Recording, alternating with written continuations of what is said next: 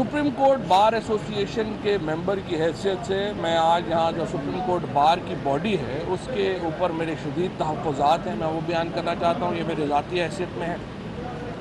Supreme court जो बार के वकला हैं या सुप्रीम कोर्ट बार है वो तमाम लोगों से वोट लेके आती है। हम लोगों ने भी वोट डाला हुआ है, तमाम बाकी जगहों के ऊपर भी वोट डाला हुआ है, लेकिन कतई तौर के ऊपर भी सुप्रीम कोर्ट बार या पाकिस्तान बार काउंसिल को किसी एक सियासी जमात की सब्सिडरी नहीं बनना चाहिए,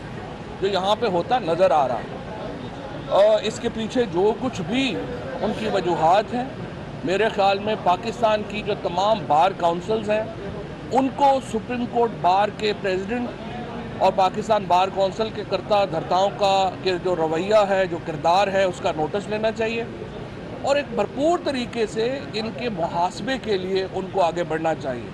वकील जो हैं वो तमाम जमातों से उनका ताल्लुक़ है, किसी एक जमात के में वो नहीं है और इसीलिए जो बार एसोसिएशन है पूरी दुनिया में उनका किरदार होता है कि वो सियासी मामलात के ऊपर ख़ुद को सियासी जमातों से बालातर रख के एक किरदार अदा करती हैं। लेकिन यहाँ पर हमने देखा कि उन्होंने